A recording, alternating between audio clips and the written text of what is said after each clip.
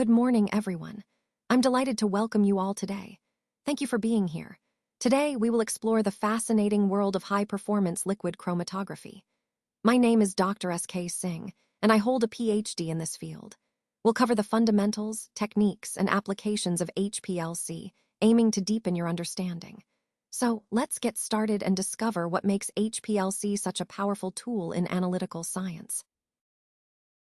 High-performance liquid chromatography, or HPLC, is an advanced analytical technique that plays a crucial role in separating, identifying, and quantifying the different components within a mixture.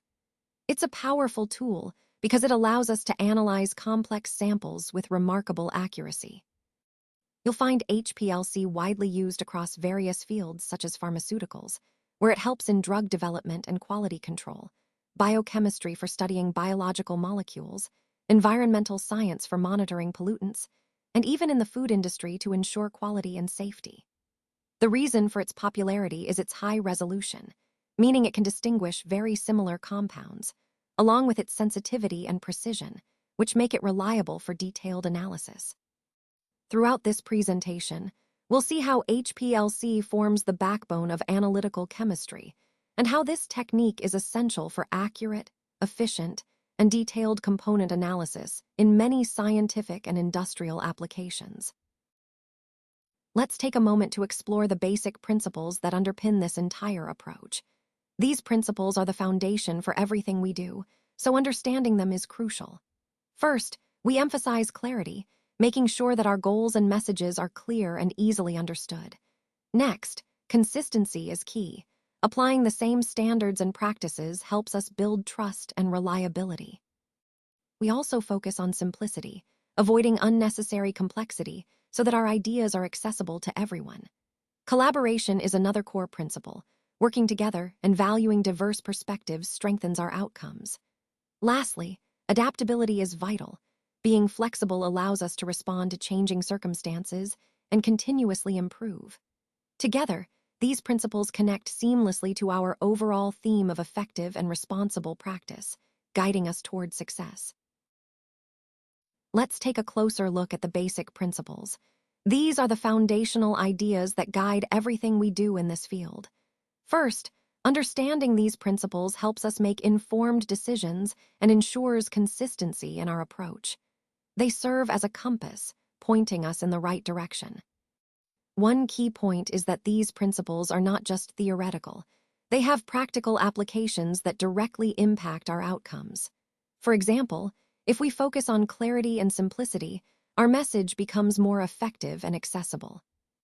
Another important aspect is that these principles are interconnected.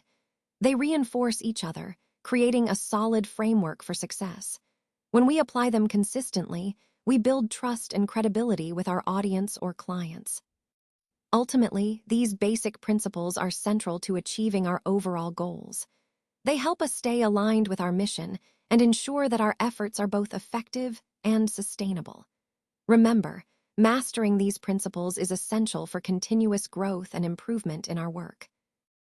Today, we're going to talk about liquid chromatography, which is a powerful technique used to separate and analyze mixtures. In this method, the mobile phase, which is the substance that moves through the system, is a liquid. This liquid is specifically called the eluent, and its role is to carry the sample through the stationary phase. The stationary phase, on the other hand, is usually a solid or sometimes a liquid itself, fixed in place within the system. What's really important to understand here is that, in general, you can analyze pretty much any substance that can be stably dissolved in this mobile liquid. This makes liquid chromatography incredibly versatile for a wide range of applications. So, to connect this to the overall theme, the key takeaway is that liquid chromatography relies on the interaction between a liquid mobile phase and a stationary phase to effectively separate components. And the choice of eluent is crucial because it determines what substances can be analyzed. Let's take a closer look at the key components of HPLC, which are fundamental to understanding how this technique works. First, we have the solvent or mobile phase, which is essentially the liquid that carries the sample through the system. The choice of solvent is crucial because it affects separation efficiency and speed. Next, There's the pump, responsible for delivering the mobile phase at a consistent pressure and flow rate, ensuring smooth and reproducible results. Then we have the injection system, where the sample is introduced into the system. Precision at this stage is vital because it impacts the accuracy of our analysis. Moving on, the column is the heart of the HPLC system. It's packed with a stationary phase that interacts with our sample components, allowing us to separate them based on their different affinities. Finally, the detector plays a key role. It identifies and quantifies the separated compounds as they exit the column, turning chemical signals into measurable data. All these components work together seamlessly, enabling us to analyze complex mixtures efficiently and accurately. Understanding these key parts helps us grasp the overall power and flexibility of HPLC in analytical chemistry. Let's now take a closer look at the key components of HPLC. First, we have the solvent reservoir, which holds the mobile phase. This is essentially the liquid that moves through the system, carrying the sample along. Next is the pump, a critical part because it ensures the mobile phase flows consistently and at the right pressure. Consistent flow is vital for accurate and reproducible results. Then we have the injector, where the sample is introduced into the system. Precision here is important to get reliable separation. After injection, the sample travels through the column, which is packed with the stationary phase. This is the heart of the separation process, where different components of the mixture are separated based on their interactions with the stationary phase. Following the column, there's the detector. This component identifies and quantifies the separated analytes as they exit the column. It's what transforms the physical separation into an analyzable signal. Finally, the data system collects and analyzes this information, providing us with clear, interpretable results. All these components work together seamlessly, highlighting how each part plays a crucial role in the efficiency and effectiveness of HPLC. Connecting this to the overall theme, understanding these components helps us appreciate how HPLC can achieve high precision in analyzing complex mixtures. Now, let's take a closer look at the different types of HPLC. When we talk about HPLC, it's important to understand that there are various methods tailored to specific analytical needs. These types mainly differ in their stationary phases, detection methods, and operational modes. For example, we have reversed phase HPLC, which is perhaps the most commonly used, where the stationary phase is nonpolar and the mobile phase is polar. This setup is excellent for separating a wide range of compounds, especially organic molecules. Then there's normal phase HPLC, which operates in the opposite way, with a polar stationary phase and a nonpolar mobile phase. This is particularly useful for separating polar compounds. We also have other specialized types like ion exchange HPLC, which is ideal for charged particles, and size exclusion chromatography, where the separation is based on molecular size.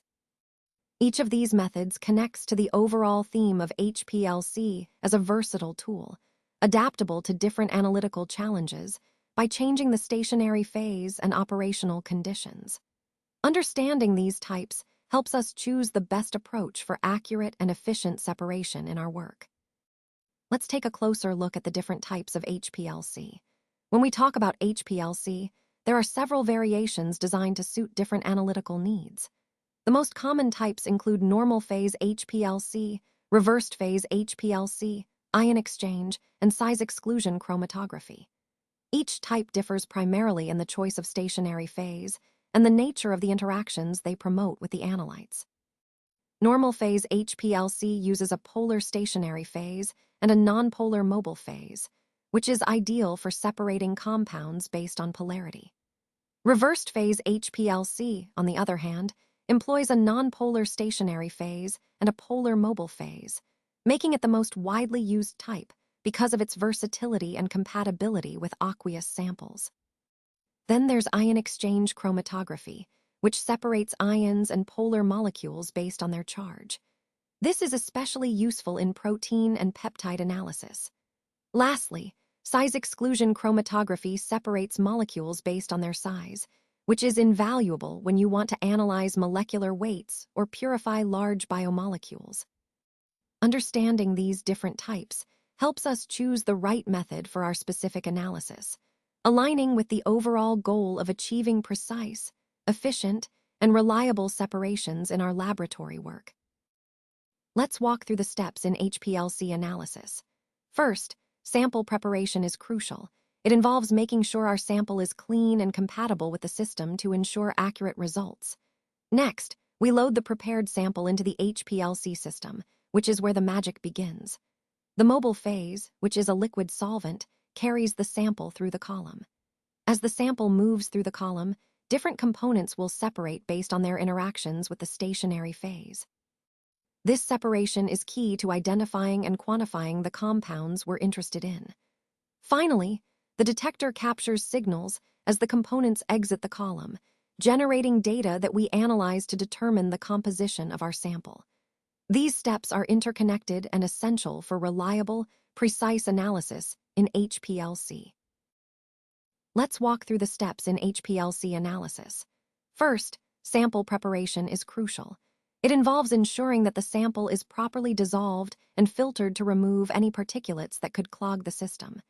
Next comes the injection step, where we introduce the prepared sample into the HPLC system. Precision here is key to getting reliable results. Once the sample is injected, it passes through the stationary phase within the column. This is where the separation happens, as different compounds interact differently with the stationary phase and are eluted at different times. The mobile phase carries the analytes through the column, and its composition can be adjusted to optimize separation. As the separated components exit the column, they pass through the detector, which generates a signal for each analyte. Finally, the data is collected and analyzed to identify and quantify the components in the sample. These steps are essential for accurate and reproducible HPLC analysis, tying into the overall theme of precise analytical techniques. Let's take a closer look at the flow channel diagram for HPLC. As you can see, this diagram illustrates the key components and how they work together within the system. The process begins with the sample injection, where the mixture is introduced into the system. From there, the mobile phase, which is usually a liquid solvent, flows through the column, carrying the sample along. The column is where the separation actually happens, as different compounds interact with the stationary phase differently, leading to separation based on their properties. After the separation, the detected compounds are carried to the detector, which records their presence and quantity. Finally, the data is sent to the system for analysis. Understanding this flow is crucial because it highlights how each component plays a vital role in achieving accurate and efficient separation in HPLC. This entire process exemplifies the precision and control necessary for high-quality analytical results, which ties back to our overall theme of optimizing chromatography techniques.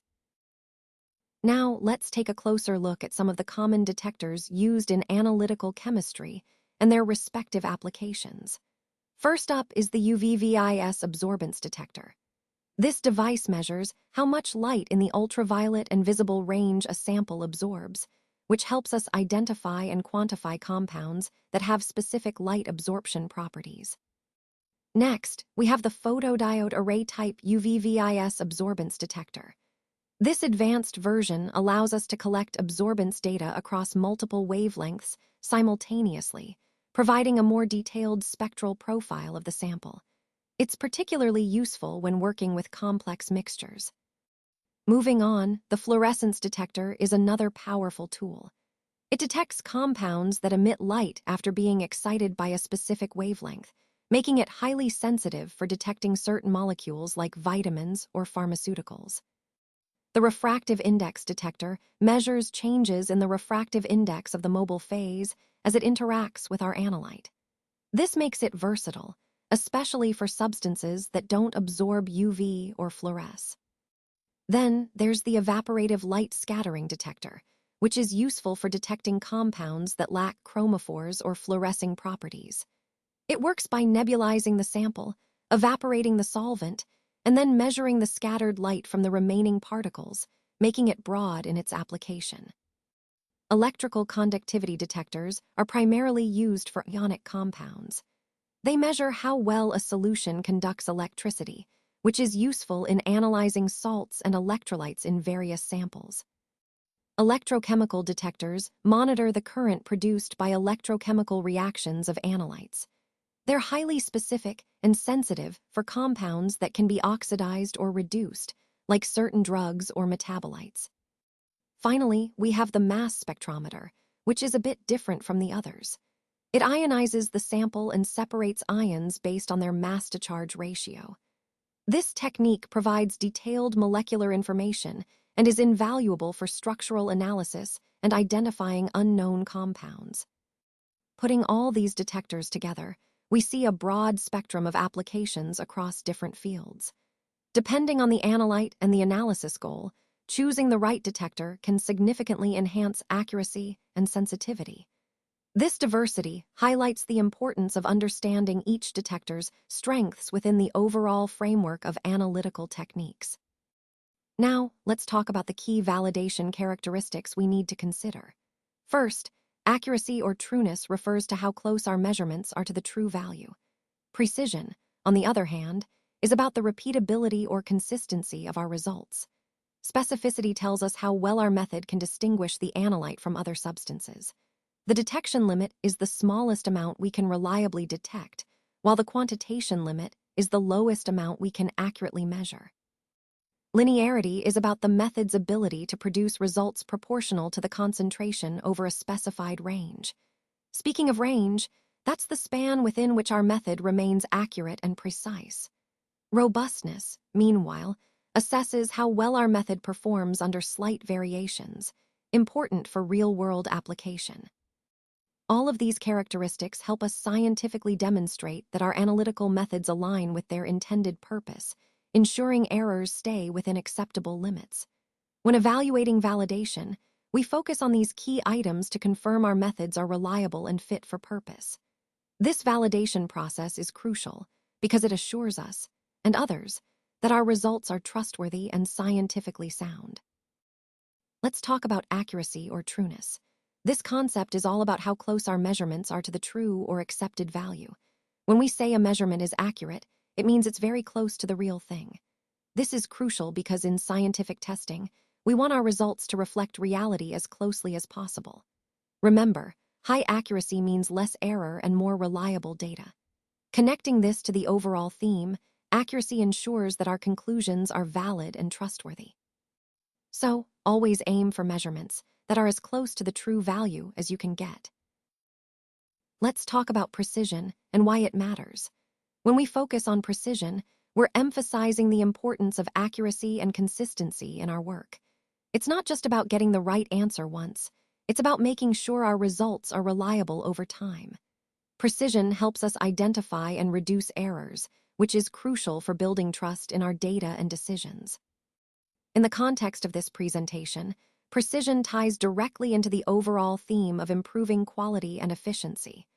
By honing our precision, we ensure that our processes are not only effective, but also repeatable and dependable. Remember, precision forms the foundation for making informed decisions and achieving consistent success. Let's talk about specificity. When we focus on specificity, we're really honing in on the details that make our message clear and precise. This helps our audience understand exactly what we mean without any ambiguity. The key point here is that being specific enhances credibility and trust because it shows we've thought through the details. It also makes our overall communication more impactful. Remember, in the bigger picture, specificity ties into the theme of clarity and effective messaging. By being specific, we ensure our ideas resonate and stick with our audience. Let's talk about the detection of the limit. When we're working with systems or processes, understanding the point at which something reaches its maximum or minimum capability is crucial. This is what we call detecting the limit. It's about identifying where a variable approaches a boundary, beyond which the behavior of the system might change dramatically. Recognizing these limits helps us prevent failures and optimize performance. In the broader context of our presentation, understanding how to detect these limits is essential for designing safer, more efficient systems that operate reliably within their constraints. So, mastering this concept allows us to better predict and control system behavior under various conditions. Now, let's talk about the concept of the quantitation limit. This is a critical point because it defines the smallest amount of a substance that we can reliably measure with our analytical methods. In other words, it's the threshold below which our measurements become uncertain or unreliable. Understanding this limit helps us determine whether a detected level of a contaminant is truly present or just below our method's ability to accurately quantify it. This ties into the overall theme of ensuring data quality and reliability in our testing processes. Recognizing the quantitation limit allows us to interpret results correctly and make informed decisions based on the data we gather. Let's talk about linearity. Linearity is a fundamental concept that refers to how a system or a relationship responds proportionally to changes in input. In simple terms, if you double the input, you typically get double the output. This proportional response makes it easier to predict and analyze behaviors within a system.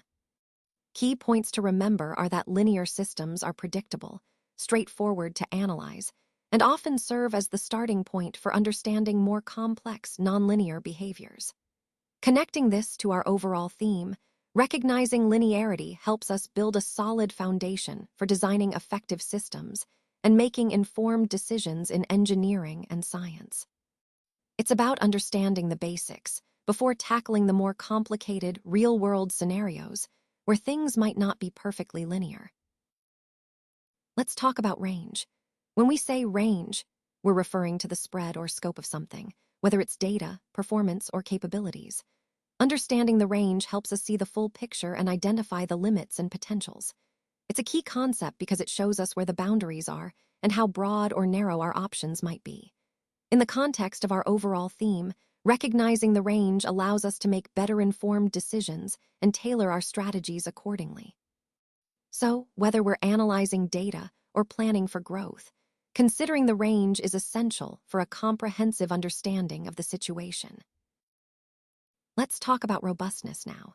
When we say robustness, we're referring to how well our system or model can handle unexpected situations or variations without breaking down. It's about resilience and reliability in real-world conditions. This is crucial because, as we've seen throughout this presentation, real-world data can be messy, unpredictable, or noisy. So, building robustness ensures that our solutions remain effective even when faced with unforeseen challenges. Essentially, a robust system maintains performance across diverse scenarios, which ties back to our overall goal of creating dependable and scalable solutions. It's the backbone that supports stability in everything we develop. For further support, please contact us. We're here to help you with any questions or additional information you might need. Don't hesitate to reach out. Thank you so much for your time and attention today.